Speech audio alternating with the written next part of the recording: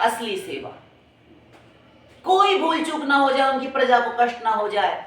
आकर पूछेंगे क्यों भरत, यही तुमने राज्य किया, हमारी जनता सारी की सारी दुखी है, बिलबिला रही है, हमसे शिकायत कर रही है। भैया को कोई शिकायत नहीं होनी चाहिए। और भरत जी के अनुगामी शत्रुघ्न जी, वो भी उनकी परछाई, जैसे लक्ष्मण जी श्री राम के पीछे, ऐसे ही सदा भरत जी के अनुगामी होकर कि भरत भैया काम में लगे हैं, कोई कर्मचारी खत दे गया, पढ़ने लगे कि राज्य में ऐसी आवश्यकता है, वैसी आवश्यकता है।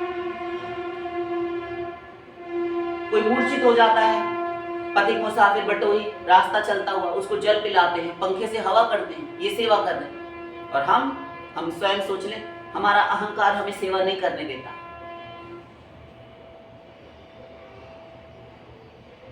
तो हम यहां पर आकर सहन करें और आकर इस शरीर को प्राप्त करके भगवत भजन करते हुए शीघ्र अपने घर वापस चलें और अपने घर जाकर वास्तव में यहां तो जो सेवा है ये करके, ये साधन भक्ति से सिद्धा भक्ति मिलती है, तो ये करके हमें सिद्धा भक्ति प्राप्त करनी है, प्रेम प्राप्त करना है।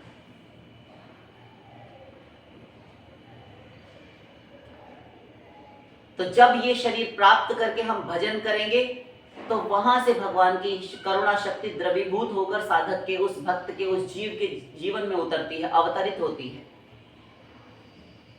दशम द्वार से कृपा का संचार होता है और शीघ्र ही महापुरुष हो जाता है। बड़े बड़े हुए, यदि आज ही हम तौबा कर लें, कुरान कहती है ईदर गहे माँ दर गहे न उमेदिने सदगार गर तौबा शिकस्ती बाज आ। मतलब अर्थात ये कि तू बार बार ए बंदे तौबा करता है, बार बार तौबा करता है, अर्थात क्षमा मांगता है उस अल्लाह ताला से, उस खुदा से। अब माफ कर दो भगवान, अब प्रभु माफ कर दो, ये किया करते हैं, सब किए रहते हैं, 99.9% सब यही करते हैं, बार बार क्षमा, बार बार क्षमा। फिर क्षमा मिल गई क्योंकि वो तो उदार है, कर देते हैं। और उनकी उदारता की ही ओट, उनकी उदारता का ही अनुचित लाभ, नाजायज फायदा उठाते हुए हम बार बार अपराध करने से चूकते नहीं, बाज नहीं आते, क्योंकि हमें पता है वहां से क्षमा हो जाएगी। क्षमा बड़े न को चाहिए और छोटा न को अपराध, ये सिद्धांत। ऐसे अपने मतलब की बातें तो याद किए रहते हैं। तो ईदर गहे माँ दर गहे न उमेदी ने, तू बार बार तौबा, सदबार घर तौबा शिकस्ती बाज आ, तू बार बार तौबा करता है, फिर गुनाह करता है, बार बार गुनाह करता है, फिर तौबा करता है। तू एक बार सही सही तौबा कर ले, बाज आ जा, अर्थात कि अब नहीं करूंगा, संकल्पबद्ध हो, दृढ़ संकल्प कर ले, तो वो अल्लाह ताला तुझ पर खुश होकर तेरे सारे गुनाह मुआफ कर देगा, अर्थात माफ कर देगा। यही तो कहा ना श्री कृष्ण ने भी, अपने भगवान भी कह रहे, सर्वधर्मान परित्यज्य मामेकम शरणम व्रज। तू समस्त धर्मों को पीछे छोड़, परित्यज्य एक तरफ हटा, अब मैं तुझे अपना कह रहा हूं, शृणु में परमम वचः, तू मेरे परम वाक्य सुन। फिर क्या होगा? सर्वधर्मान परित्यज्य मामेकम शरणम व्रज, तू एक केवल मुझ अकेले की ही शरण में आ जा। फिर क्या करेंगे आप? तो नीचे के अर्धाली में प्रभु कहते हैं कि अहम त्वाम सर्व पापेभ्यो मोक्षयिष्यामि, मैं तुझे समस्त पापों से बरी कर दूंगा, मुक्त कर दूंगा, मोक्षयिष्यामि, छोड़ दूंगा। महाशोचा, शोक मत कर। श्लोक पूर्ण करते करते भगवान ने कह दिया टेंशन मत ले, अर्थात तो सब क्षमा हो जाता है। ये उदारता है। हरिगुरु क्षमा ही करना जानते हैं, और यद्यपि वो शासन करते हुए देखे भी जाते हैं तो वो अपने अंडर में रखकर उसे, यदि हमने शरणागति की है तो हमें हर मार्ग से होकर वो लेकर जाएंगे, घुमा फिरा कर हमारी बैंड बजा कर रखेंगे पूरी तरह से।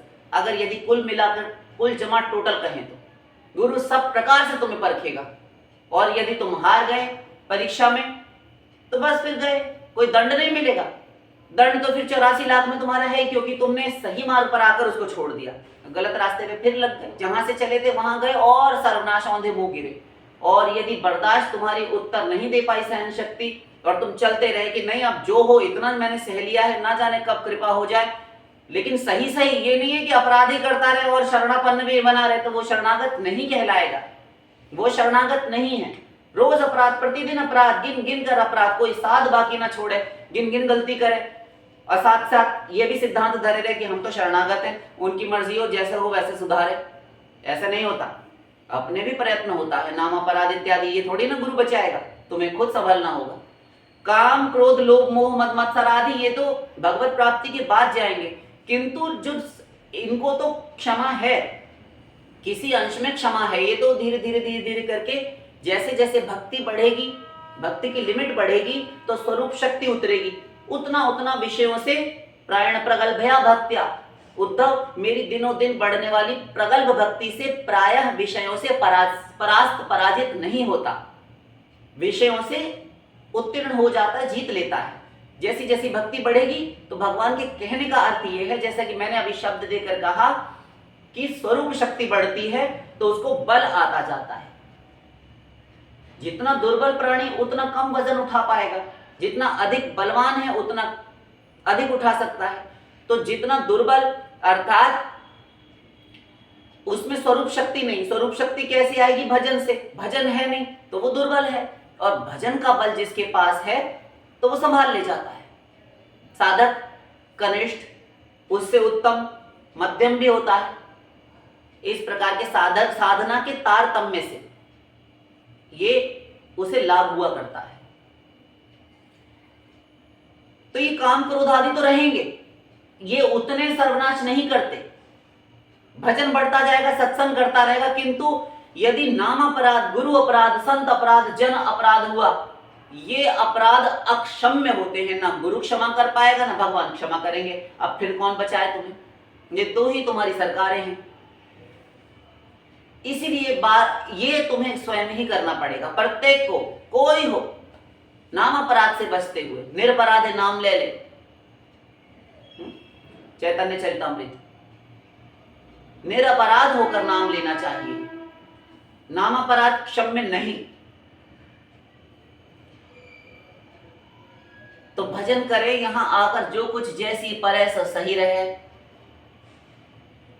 थोड़े दिन रहकर यहां अपना भजन करे और अपने स्वरूप में स्थित रहे। तो शेष बचे रहना चाहते हैं, धर्मराज युधिष्ठिर कहते हैं कि शेषास्थिरत्वम इच्छन्ति किमाश्चर्य मतः परम, शेष जो है बचे रहना चाहते हैं कि नहीं हम थोड़ी मरेंगे, अजी कोई पता थोड़ी ना। ऐसे कैसे पता नहीं है? ऐसे क्यों कह दिया आपने मरने के लिए? बड़े बदतमीज हैं आप। अभी हम 25 ही साल के हुए। अरे तो 25 साल के तो मृत्यु थोड़ी 25 साल आपकी अवस्था इत्यादि देखेगी। गर्भ से ही पुराने बच्चे मरे हुए, डॉक्टर कह देते कि हमने माँ को तो बचा लिया, बेटे को नहीं बचा पाए, बच्चे को। अरे वो कहाँ होगा? हमारा तो अग्रीमेंट बिल्कुल लिखवा कर लेकर आए हैं, कम से कम 80-90 साल से पहले हमें कुछ नहीं होने वाला। जी गुप्ता जी, आपकी अगर सांस अटक गई, हार्ट अटैक आ गया, हृदयाघात हुआ, तमाम लोग आजकल केसेस बढ़ रहे हैं, कोलेस्ट्रॉल बढ़ा है, बीपी बढ़ा है, कुछ भी हो जाता है। अरे मेरे साथ ऐसा नहीं होगा, दिमाग मत खाओ, जाओ। मानते ही नहीं, सुनने के लिए आमादा नहीं।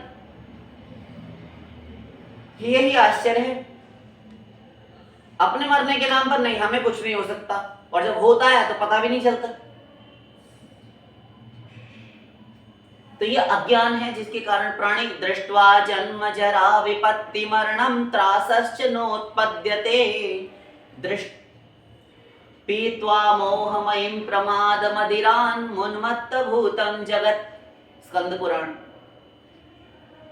दृष्ट्वा जन्म जरा विपत्ति मरणम, जन्म जरा वृद्धावस्था, विपत्ति दुख, तमाम संकटे मुसीबत, दिन रात घेरे जीवन के समस्याओं का निदान कहाँ हो रहा है? इसकी टेंशन, उसकी फिक्र, उसकी चिंता, रोग शोक आपत्ति विपत्ति दुख मुसीबत करुण क्रंदन, सब जन्म वृद्धावस्था विपत्ति दुख संकट मुसीबतें, मरणम मृत्यु, त्रासश्च नोत्पद्यते, इनको देखकर भी भय पैदा नहीं होता। पीत्वा मोहमयीं प्रमाद मदिरा, मोह की प्रमाद की मदिरा का पान करके उन्मत्त भूतम जगत, सारा संसार मत वाला हुआ पड़ा है। होश ही नहीं, अज्ञान के कारण, केवल अज्ञान। तो यदि हम अपने आप को आत्मा एडमिट कर ले, मान ले कि हम आत्मा हैं, मैं आत्मा हूं, तो हमारा अविलंब ईश्वर से संबंध हमें स्मरण आ जाता है कि जब मैं आत्मा हूं तो मैं दुखी क्यों हूं। मुमुक्षा जागृत होती है। दुखी इसलिए कि मैं जो खराब कर्म किए पूर्व जन्मों में, इस जन्म में भी किए, तो वो वहीं रुक जाएंगे और आगे उस ईश्वर के हम शरणापन्न होकर खराब कर्म तो करेंगे नहीं, फिर श्रुति स्मृति ममई वाक्य के अनुसार हम चलेंगे, और जब गलत कर्म बनेंगे नहीं, संपादित नहीं होंगे, तो भगवत भक्ति उन पर वहीं रोक लगा देगी, प्रारब्ध को भोगने नहीं देगी, आगे के लिए कर्म होंगे नहीं, और भजन उनको पीछे से भस्म करना प्रारंभ करता है। इसलिए क्लेशाग्नि और शुभदा, ये जो साधना आप लोगों को बताई जाती है, ये क्लेशाग्नि और शुभदा है माधुर्य कादम्बिनी। तो इनके अनुसार पीछे से लेकर, यद्यपि अनादिकाल से अनंतानंत कर्म संचित, किंतु भक्ति ढूंढ लेती है उनको। अनंत का अंत कोई नहीं पा सकता, स्वयं भगवान नहीं पा सकते, किंतु भक्ति उन अनंत पापों को दग्ध करके उनका बीज तक भूनकर अशेष रूप से जला डालती है। लकड़ी जल कोयला भई और कोयला जल भई राख, किंतु राख समाप्त नहीं होती, किंतु भक्ति उनको अशेष कर डालती है, राख तक नहीं छोड़ती, राख की भी भस्म उड़ा देती है, भस्म की भस्म। ऐसी है भक्ति महादेवी। भक्ति वशा पुरुषो भक्ति रेव भूयसी, इसीलिए उस भक्ति के वश में है भगवान, माठर श्रुति। तो इसीलिए इस शरीर को प्राप्त करके हमें भजन करना चाहिए। अपना स्वरूप विस्मृत हो गया तो वो संत संग सत्संग से हमें अपने स्वरूप की प्राप्ति हो जाती है। संत समझा दे, यदि कोई हम गुरु धारण करें, वो हमें समझा दे कि तुम ये हाड़ मास का पांच भौतिक शरीर नहीं, हाड़ मास का जो बना हुआ तुम संघात, ये चतुर्विंशति तत्व से निर्मित शरीर, एक बॉडी, अपने आप को देह काया कलेवर मानते हो, ये तुम नहीं हो, ये तुम्हारा स्वरूप नहीं है, तुम तो इसके भीतर हो। ये तो देह है, तुम देही हो, ये क्षेत्र है, तुम क्षेत्रज्ञ हो। कैसे? तद विद्धि प्रणिपातेन परिप्रश्नेन सेवया तो उपदेक्षन्ति ते ज्ञानम ज्ञानेन तत्वदर्शिनः। अर्जुन, उसे जानने के लिए तो तत्वदर्शी महामुनियों की, उन महापुरुष भगवत प्राप्त की शरण में जाओ, वो तुम्हें उपदेक्षन्ति ते ज्ञानम, उस ज्ञान का उपदेश करेंगे। किंतु ऐसे मत जाना, फिर तुम परिप्रश्नेन सेवया, पहले सेवा करो तब प्रश्न करो। भगवान कहते मेरे भक्तों की सेवा अनाचार दुराचार पूर्वक बल प्रयोग करके बताओ, कभी नहीं बताएंगे। तुम्हारे कोई शक्ति उनको वश में नहीं कर सकती। संतों पर, भगवान के भक्तों पर यमराज का शासन नहीं चलता, काल का शासन नहीं चलता, माया का शासन, किसी देवी देवता का शासन नहीं। तुम शासन करोगे।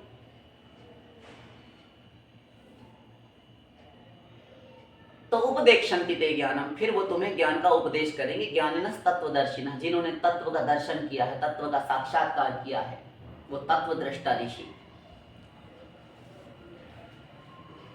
तस्मात् गुरुं प्रपद्येत, ये गीता का श्लोक था। तस्मात् गुरुं प्रपद्येत जिज्ञासु श्रेय उत्तमं, शाब्दे परे च निष्णातं ब्रह्मण्युपशमाश्रयम्। भागवत। श्रोता बदल गया, उसमें अर्जुन थे, यहाँ उद्धव जी हैं, वक्ता वही हैं, भगवान श्री कृष्ण। तस्मात्, इसलिए, गुरुं प्रपद्येत, गुरु की शरण में जाओ। यदि जिज्ञासु हो तो, जिज्ञासु श्रेय उत्तमम, उत्तम कल्याण की कामना से। शाब्दे परे च निष्णातम, शब्द ज्ञान और ब्रह्म ज्ञान दोनों। ब्रह्मण्य पशमाश्रय, थ्योरेटिकल भी हो, प्रैक्टिकल भी हो, भगवत प्राप्त भी होना चाहिए, कंपलसरी है। किताबें पढ़ पढ़ कर गाल ना बजावे,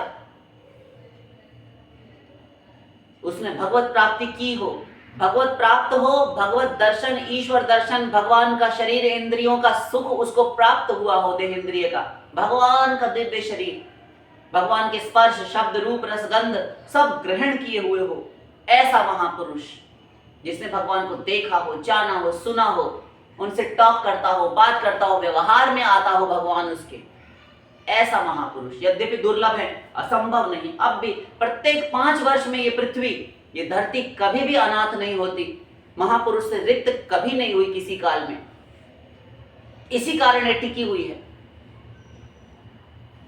प्रत्येक 5 वर्ष में एक महापुरुष को ये पृथ्वी जन्म देती है।